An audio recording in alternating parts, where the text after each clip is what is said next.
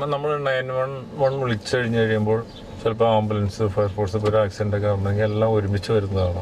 അപ്പോൾ അതെങ്ങനെയാണ് അതിൻ്റെ നിങ്ങൾ കൈമാറുന്നത്? കറക്റ്റ്. ഇപ്പം നമ്മൾ 911 കോൾ വിളിക്കുന്ന ആദ്യത്തെ കോൾ വരുന്നത് നമ്മുടെ 911 കോൾ സെൻറ്റർ എന്ന് പറഞ്ഞ പോലീസിൻ്റെ അണ്ടറിലുള്ളതാണ്. അവിടേക്കാണ് വരുന്നത്. അപ്പോൾ ആദ്യം അവർ ചോദിക്കും what's the location of your emergency and do you need ambulance.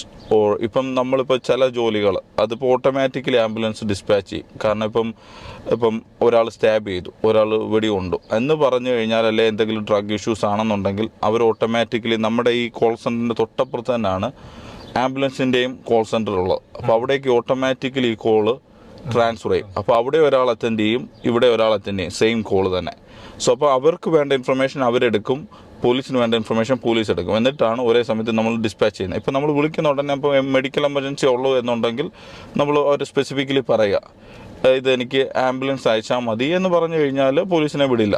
അപ്പം നമ്മളോട് ചോദിക്കുന്ന അനുസരിച്ചാണ്. അപ്പം നമ്മൾ പറയുക എൻ്റെ ലൊക്കേഷനിൽ എനിക്ക് പോലീസിനെയാണ് വേണ്ടത്, ആംബുലൻസ് വേണ്ട എന്ന് പറഞ്ഞാൽ പോലീസ് മാത്രമേ വരൂ. ഇപ്പം നമ്മൾ വിളിക്കുന്ന കോൾ ഇപ്പം ഒരാൾ ബ്ലീഡ് ചെയ്യുക എന്ന് പറഞ്ഞാൽ ഓട്ടോമാറ്റിക്കലി മെഡിക്കൽ സർവീസും അവർ പ്രൊവൈഡ് ചെയ്യും. അങ്ങനെയാണ്, മനസ്സിലായി? ഫയർഫോഴ്സ് അത് തന്നെ. അപ്പം നമ്മൾ കോളുകൾ വരുന്നത് ആദ്യം എടുക്കുന്ന പോലീസാണ്. പോലീസ് എടുത്തിട്ടാണ് ട്രാൻസ്ഫർ ചെയ്യുന്നത് ഫയർ ഡിപ്പാർട്ട്മെൻറ്റിലോട്ട് അവർക്ക് ഡിസ്പാച്ച് ചെയ്യാൻ വേണ്ടി.